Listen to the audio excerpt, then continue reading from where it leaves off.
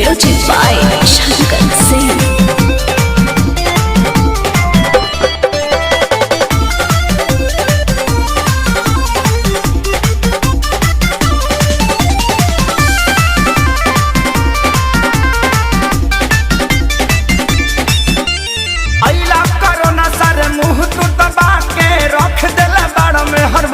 बना के अरे गाना गइबो कि काम करबो अरे यही लग करो ना सारे मुंह तू दबा के रख देला बाड़ा में हर मौका बना के सटा दादा लॉकडाउन खुली अब कब जी अरे कब जी अरे कब जी अरे कबो ना जी हमर मौगी खेलत बिया पबजी हम तो दुनु बेरा कटटानी सब्जी हमर मौगी खेलत बिया पबजी हम तो दुनु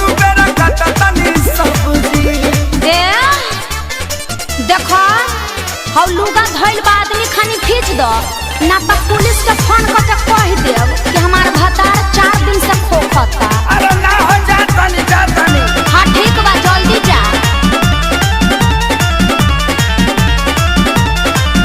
घरवा में सूती उता करतिया सहो फूकी फूकी चूल्हा हमारा निकलता गैस हो। अरे घर में मत छोड़ो प्रदूषण हो जाई। घरवा में सूती उता करतिया सहो फूकी फूकी चूल्हा हमारा निकलता गैस हो।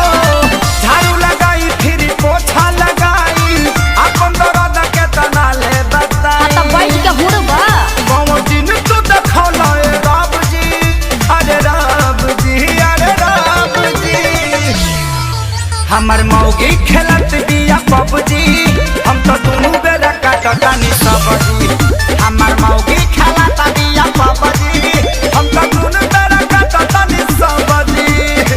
आ सुनो आलू बैंगन काट के मिक्स सब्जी भी बना दी हो।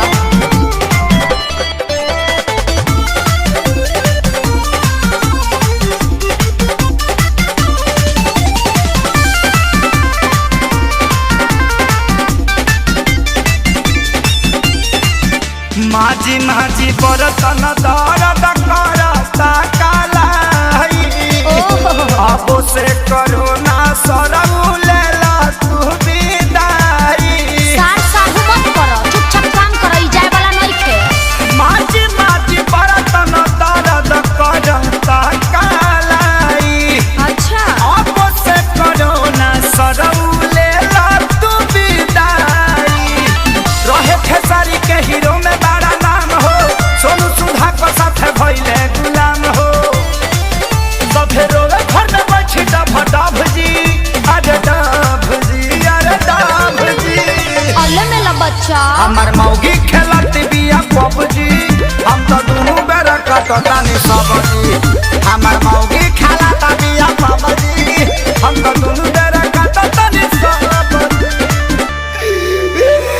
चुप रह जानू रिवाइटल खा के काम करत रह।